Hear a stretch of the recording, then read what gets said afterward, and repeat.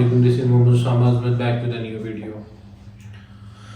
آج کی ویڈیو تھوڑی سی پاکستان کے ٹیکسیز اور پبلک سروسز کے بارے میں ہے۔ دیکھیں، ایک پاکستانی ایک citizen pays tax, income tax دیتا ہے، بجلی پہ ٹیکس دیتا ہے، گیس پہ، پانی پہ، گروسریز پہ، روڈ پہ سفر کرتا ہے تو اس پہ ٹیکس دیتا ہے۔ اس کے علاوہ ہم اگر کوئی چیز خریدتے ہیں لائک صابن کی ٹکی سے لے کر ہم ایک گاڑی خریدتے ہیں تو اس پہ بھی ہم ٹیکس پے کرتے ہیں۔ اور اگر ہم موبائل فون کے کارڈ سے لے کر اگر ہم بات کرتے ہیں تو موبائل گھر تک ہم ٹیکس پے کرتے ہیں۔ اب یہ صرف ٹیکس یا بلکہ یہ صرف ٹیکسز نہیں ہے، یہ ہیوی ٹیکسز ہیں جو ہم ایک سٹیزن پے کرتا ہے۔ اب ان ہیوی ٹیکسز کے بدلے میں ہمیں ہماری گورنمنٹ سے کیا چاہیے؟ یہ بیسیکلی ایک ٹو وے کانٹریکٹ ہوتا ہے، ایک عوام کا اور ایک ریاست کا۔ عوام کا کانٹریکٹ ہے، عوام کا فرض ہے کہ وہ اپنی ریاست کا رسپیکٹ کرے اور ریاست کو ٹیکسز پے کرے۔ دس از دا میجر چنکس جو ہماری عوام نے پے کرنے ہوتے ہیں ہماری گورنمنٹ کو۔ اب اس کے لیے ایکسچینج میں ہمیں کیا ملتا ہے؟ ہمیں چاہیے ہوتا ہے ایک سٹیزن کو ایک رائٹ ٹو ووٹ چاہیے، سٹیزن کو رائٹ ٹو سیکیورٹی چاہیے، سٹیزن کو جو ہے تحفظ کے علاوہ ایک اچھی نوکری چاہیے، ریاست میں انفراسٹرکچر چاہیے، ہیومن ڈیولپمنٹ چاہیے۔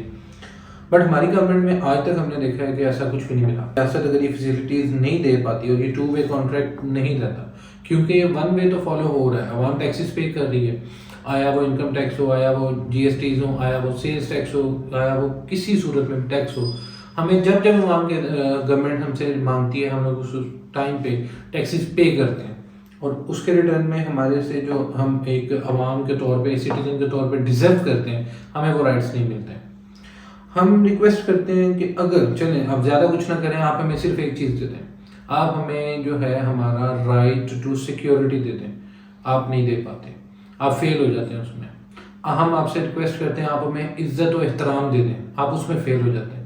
ہمارا ایک سٹیزن ایک عدالت میں جاتا ہے، اس کو انصاف نہیں ملتا، وہ ایک کسی سرکاری دفتر میں جاتا ہے تو چپراسی سے وزیر اعظم تک اس کے ساتھ جس طرح کا بیہیویئر رکھا جاتا ہے، یہ اس کی تذلیل کی جاتی ہے، یا بلکہ سوچا جاتا ہے کہ اس کی تذلیل کیسے کی جائے، اور اگر تذلیل سے آپ نے بچنا ہے تو آپ سے کچھ رشوت برائب مانگا جاتا ہے، اور اگر آپ پے کر دیتے ہیں تو آپ کا کام تو ہو جائے گا۔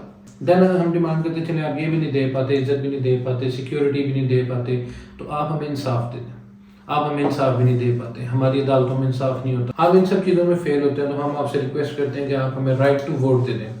رائٹ ٹو ووٹ دیں، ہم اپنی پسند کا مینڈیٹ کے ساتھ عوام میں سے کسی ایک نمائندے کو منتخب کریں گے، اس کو پاور میں لائیں گے، اور اس کے تھرو اپنے جو ایک ملک کے لیے یا ریاست کے لیے ضروری اقدامات ہیں وہ ان سے کروائیں گے۔ بٹ آپ ہمیں وہ بھی نہیں دیتے۔